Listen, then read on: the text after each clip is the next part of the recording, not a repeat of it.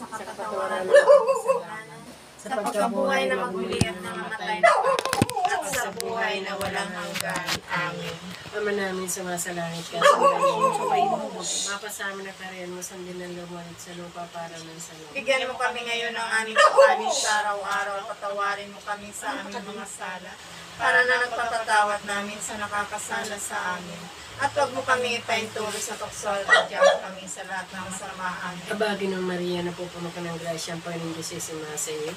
Huwag kang pinagpala sa babae lahat, pinagpala naman yung anak mo si Jesus. Santa Maria, Ina ng Diyos, ipanalangin mo kaming makasalanan ngayon at kung kami mamatay. Amen. Kabagi ng Maria, napupuno ka ng grasya, ang Panginoon Diyos ay sumasa iyo. Huwag kang pinagpala sa babae lahat, pinagpala naman yung anak mo si Jesus. Santa Maria, Ina ng Diyos, ipanalangin mo kaming makasalanan ngayon at kung kami mamatay. Amen. Kabagi ng Maria, napupuno ka ng grasya, ang Panginoon Diyos ay sumasa iyo. Huwag kang pinagpala sa babae lahat, pinagpala naman yung anak mo si Jesus. Santa Maria, Ina ng Diyos, ipanalangin mo kaming makasalanan ngayon at kung kami mamatay. Amen. Luwalhati sa Ama, sa Anak at sa Espiritu Santo. Kaparanan sa unang-una ngayon magpakailanman, magpasawalang hanggan. Amen. Panginoon kong Sa Hesus Kristo, Kristo, Diyos na totoo at tao naman totoo, gumawa at sumakop sa akin.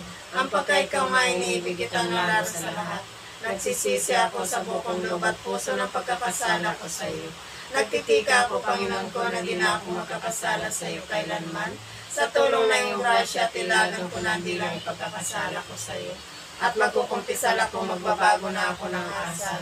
At tutupdin ko ang parusang iatas sa akin, dahilan sa mga kasalanan ko. At inayain ko sa iyo, Panginoon ko, ang aking buhay, mga gawa at kahirapan ang kabayaran ng lahat kong mga kasalanan. At kung ano ang pag-aamo ko sa iyo, ay gayon din naman ang pananalig ko sa iyong kagalingan. At walang ulat na ako ay patatawarin mo. Pagkalooban mo ng grasya na ako ay magbagong asal at manatili sa mahal na paglilingkod sa iyo. Hanggang sa kamatayan at sa katapusan nito, ay sa iyong grasyang walang hanggan siya nawa. Buksan mo, Panginoon ko, ang mga labi namin, palusugin ang aming mga loob at pakalinisan sa mga walang kapakanang mahal at tigong kapala. Liwanagin mo ang aming bait at pagningasin ang aming puso, na magunang-gunang naming mataimtim ang kamatayan. Sampunang kapait-paitan din naralita na iyong marangal na ina.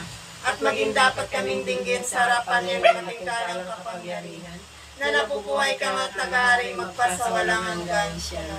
Lubang maway ni Sus ko, lingapin mo ng matang maamo, ang mga kaluluwa ng mga bininyagang namatay, at ang kaluluwa ni Rodinela dahil sa kanila ay nagpakasakit ka at namatay sa krus siya nawa.